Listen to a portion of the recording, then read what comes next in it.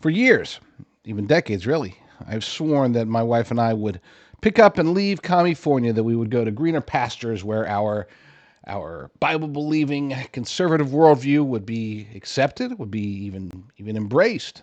A place where, I don't know, it's okay to love God, to love country, to love your family, instead of what we have to deal with here in the once great state of California. We've always said that we would do so as soon as the kids were grown and off on their own. But then, of course, we've continued to have kids every decade or so, and we've been doing that for a long time, and it doesn't seem to stop. And praise God for that. I'm not complaining. The kids are great, but with that said, we're not alone. Apparently, a whole lot of people have been leaving California, leaving New York, leaving Democrat hellholes across the country and going to red states, which isn't news. That's not like, oh, wow, that's crazy. But the thing that caught me about this next story is that it's been happening for 3 decades. I had no idea.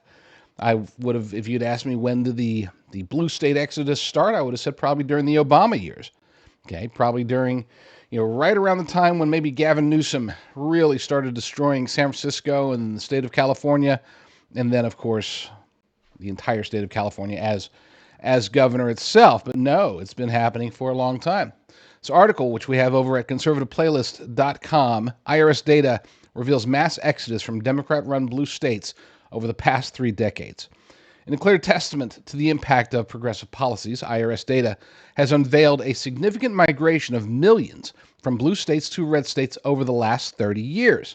According to analysis by the American Enterprise Institute, a think tank committed to free market principles and human dignity, this blue state exodus is driven by escalating problems like high crime rates, unaffordable housing, sky-high taxes, and increasing homelessness and unemployment in states dominated by Democrat governance. Now note that all of them, are economic indicators. Even the high crime. People will say, well, crime is driven by criminals, but in many cases, at least a good chunk of the criminals are driven by their own personal economic conditions. So we can have that debate some other day. I believe it to be true, and I have actually seen it to be true, but that's a different discussion. Back to the article. The data spanning from 1990 to 2021 indicates that California and New York have lost an astonishing 4.6 million residents each, with many relocating to states like Florida and Texas, which have lower taxes, less regulation, and policies more aligned with conservative values. Edward J. Pinto, a senior fellow at AEI, points out that his migration trend is not just about people. They're taking their incomes with them, further straining the tax bases of the states they leave behind. And that's, look, I hate to say it, but that's not our concern. If they really wanted to improve their tax base, they would embrace freedom. They would embrace business and human-based policies that avoid wokeness, that avoid climate change being the ultimate god to determine what you can and cannot do. They would not be so embracing of the LGBTQIA plus supremacy agenda.